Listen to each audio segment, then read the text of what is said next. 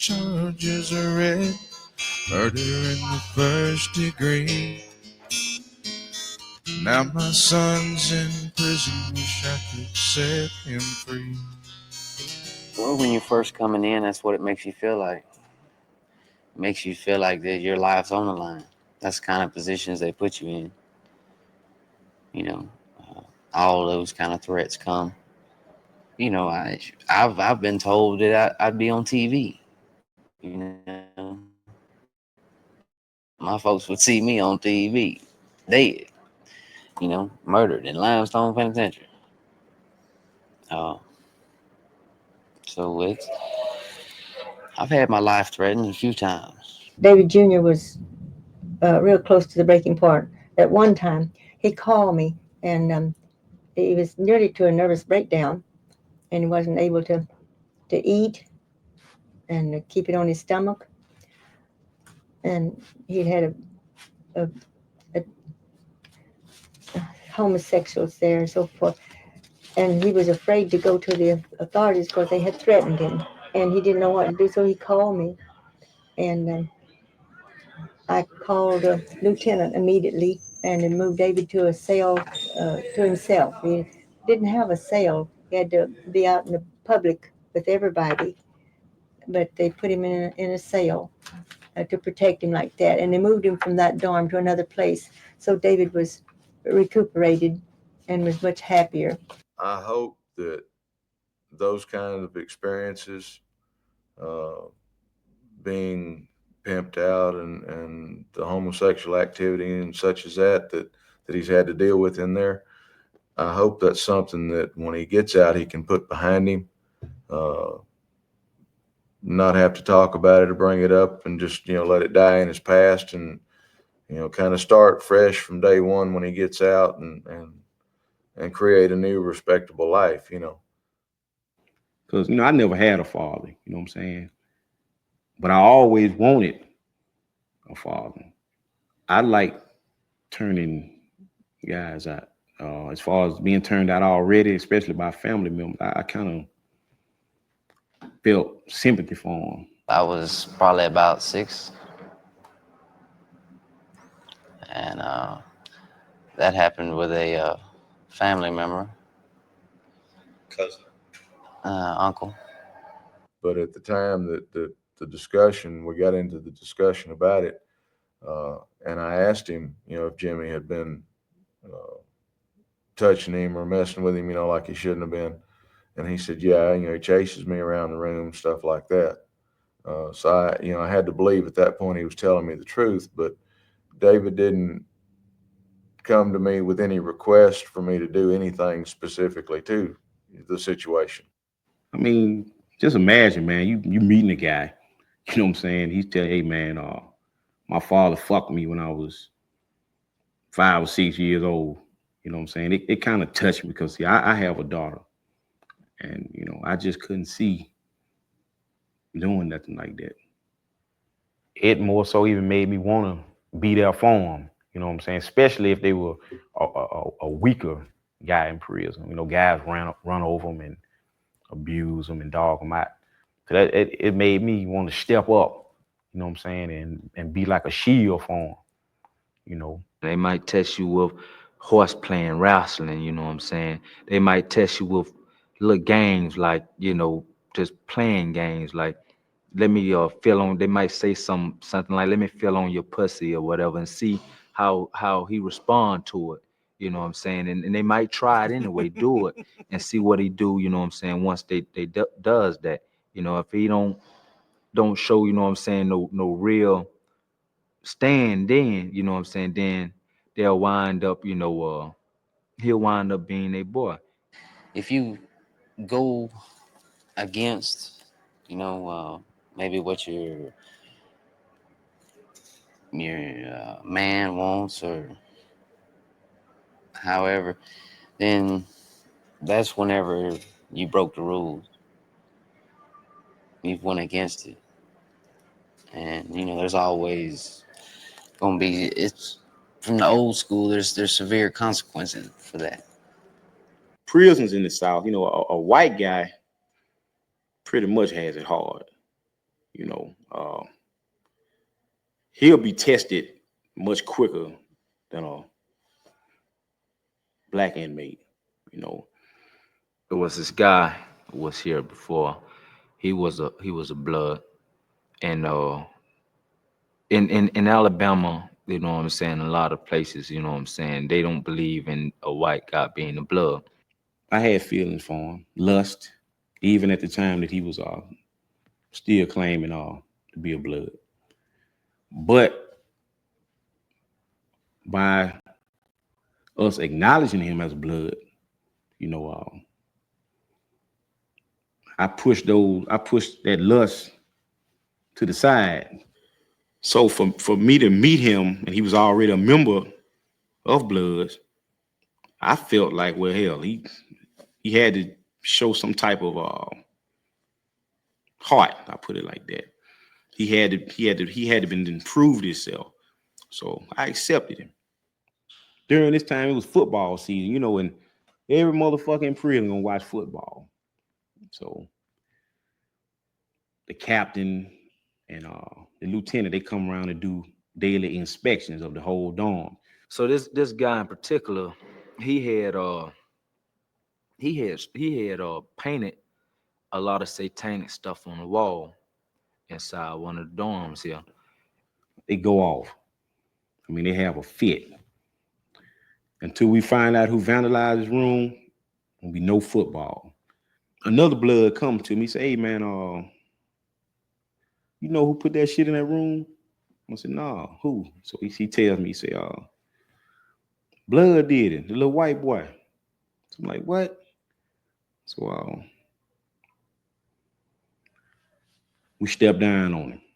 You know what I'm saying? Let him know how it's fucked up, because he put all us in a fucked up position to where if someone in the dorm wanted to harm him, then it involves us. I tell him, I say, hey man, he can't be blood anymore. So I walk him around the prison compound. We talk, you know, and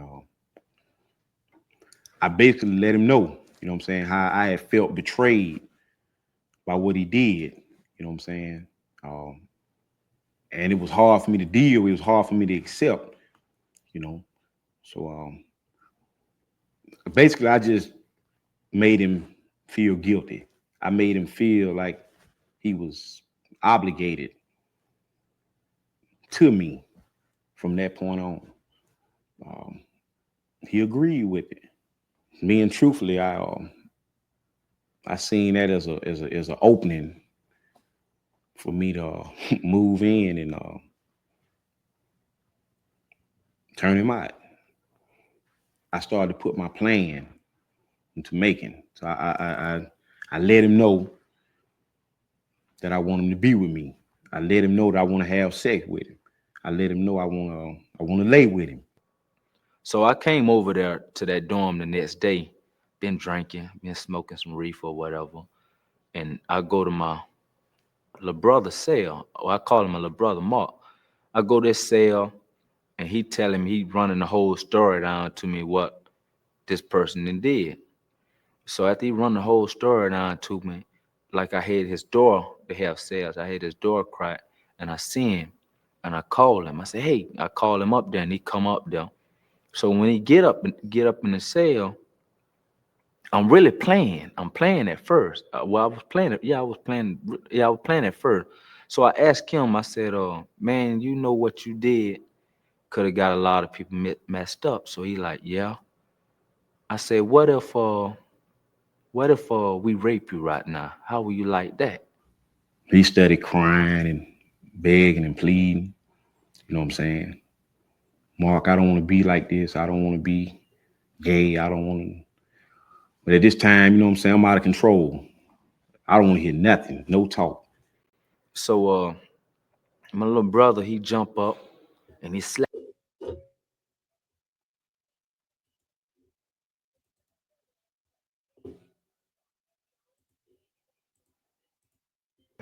real hard. I tell him to turn around. So he turns, he moves slightly. I tell him to turn around again. He still doesn't want to turn all the way around. So I said, bitch, if I have to tell you to turn around one more time, I'll break your jaw. So he turns around. He make him come out his clothes. First, he reluctant about coming out his clothes, so he slap him again. So when he slap him this time, he gonna come up out his clothes. He go to feeling on him. He go to feeling on him. I squeeze his ass cheeks, 2 handfuls. He tenses up, you know. So I started to pull his shirt off of him. I give him the grease. I tell him to put some on his finger, stick it in his ass, and you know what I'm saying, kind of like fuck himself, to loosen himself up, because I know he had never been penetrated before. It was his first time. And also, you know what I'm saying, just an old penitentiary trick that I learned from some old convicts. If he screamed rape, you know what I'm saying, he had grease on his fingernail. So he greased his own self up. You know what I'm saying? I'm just going to basically lie and tell him I've been fucking him. He's been my boy. Hell, they going to buy it. You know what I'm saying? I'm gonna go to the extreme and get 4 or 5 other guys that lie and say I've been fucking him too, been taking care of him. He's been my boy. So I get the grease. I grease my penis up. You know what I'm saying? So I lay him down on the bunk, flat on his stomach. So I'm playing, rubbing in his ass, you know what I'm saying? Squeezing his ass cheeks, rub my fingers up and down his back, you know what I'm saying? I'm trying to talk him through it, tell him to relax, you know what I'm saying? He still pleading, begging me. You know, like I said, I didn't care to hear any of that. You know what I'm saying? I had made up my mind. So I go to fucking him. You know what I'm saying? Slowly at first, you know what I'm saying, to try to loosen him up.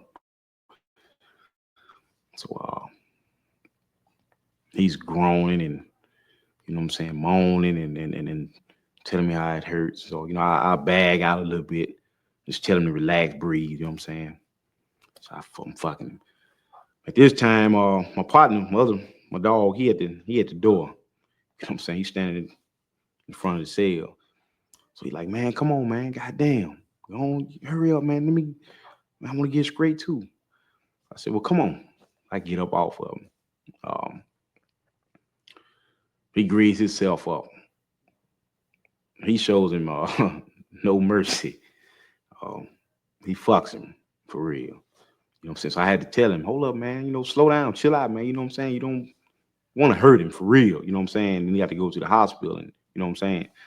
He's gonna automatically have to say what happened. You know what I'm saying? So He have sex with him first. Then I have sex with him. Then he have sex with him. I have sex with him. Then he have sex with him. And then that was the end of it. after this, you know, he finishes, whatever. You know what I'm saying? So boy gets on the shit jacket. You know what I'm saying? Use the restroom. So I fuck him. He, you know, cleans himself up or whatever. He's back on the bed. So I go and finish up. He said, I didn't finish it first. You know what I'm saying? So I fuck him and I come off. I get my due. Next day, you know what I'm saying? He goes to SEG. In prison, that's lockup. So I'm like, in my heart, I'm like, damn, we through. We done got us a rape case. But now he doesn't tell the folk that he was raped or had been penetrated or nothing. He tells the people that he was assaulted by some other inmates who he couldn't identify. So they place him in segregation. Me and my partner, we go to the lieutenant who put him in SEG, and we explain the situation as far as he was a member of our gang and we beat him out. And he didn't want to tell them who beat him up because he didn't want to bring our names into anything else. You know what I'm saying? And we explained to him that we felt like it was best that he be out the gang. the lieutenant, he bought it. You know, he got the officer to bring the little white guy over there to the sheriff office. While matter of fact, he called several other bloods up there to verify the story. So he asked him, he said, son, is this true, what they're saying? So he told him, he said, yeah. But you could definitely see it in his eyes, you know what I'm saying, that it was something else. But I guess his pride or whatever, he didn't want to let him know that he had been fucked. So the lieutenant said, son, I'm going to let you out of SEG, but I'm not going to let you out today. I'm going to let you out Monday. This was on Friday. And when he go to lockup, Mark sending him all kind of cigarettes and making sure he got everything he needed in lockup, making sure he got his cosmetic, making sure he got something to smoke, making sure he got coffee, making sure he got food, because in lockup, you can't have all these things. So Monday come around, he gets out of SEG. I see him. When I see him, he said he's in the Bible. He wants to live for God. By my grandmother raising me, tried to raise me in Christian environment. I believe in God. I'm not gonna never go against God. So I told him, I said, hey man, I understand that. But in my mind, I truly wanted him to be with me. You know what I'm saying? But I said, if you're gonna live for God, I respect that. And I said, hey man, whatever you need, or if you need me or anything, you know what I'm saying, I'll be there for you. Okay, so cool. About a week goes by. He goes and get baptized in the chapel inside the grills and all this and that. Right? He's going to church. So after about 2 weeks go by, I see he slacked up from going to church. He's hanging with other guys that they fuck ass. They smoke dope. He running tattoos. If you're a Christian person or any type of person of a religion, you know what I'm saying, you don't hang around these type of people. You know what I'm saying, dealing with these type of activities. And the bitch was just fronting to try to get away from me. You know what I'm saying?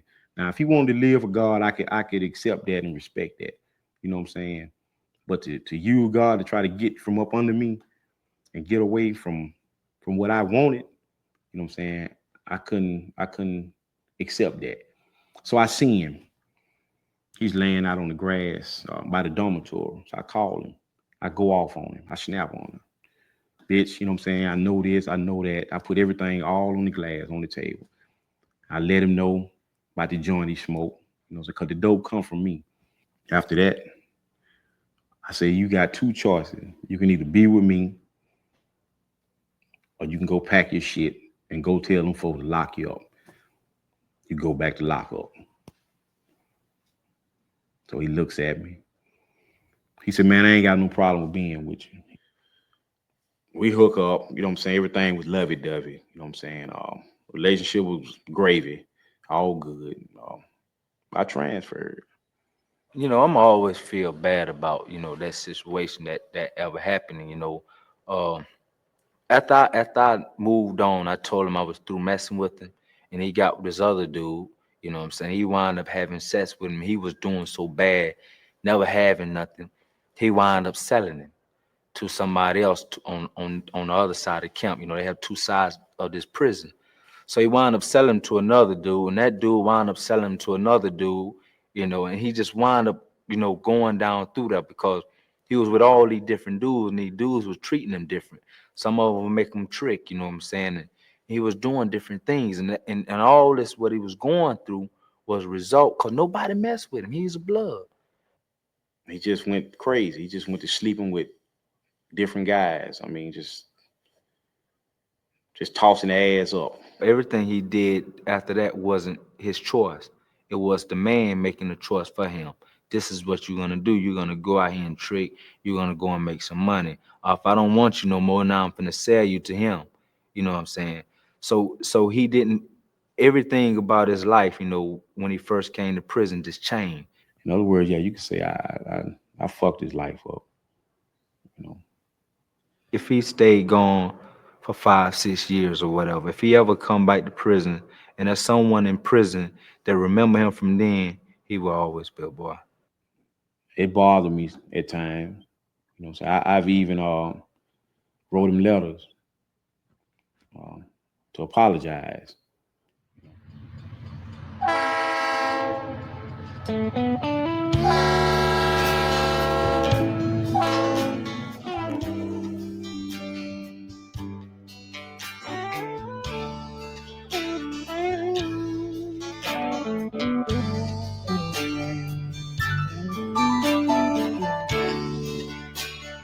said I'd get over you if I just give it a little time. Every now and then I think you're right. Something always happens and you're right back here, big as life.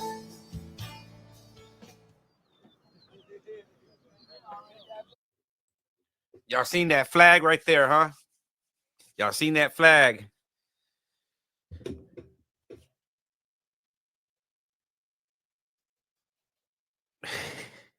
All right, y'all. I'm gonna get back on live right now. I'm gonna reach out to Hips. Y'all got Hips Cash App. So if y'all want to help out, send Hips something. Don't send it yet. Wait till we get on live and y'all can send it to him then. That way he can get on. Thank you, everybody. Hopefully he said 10.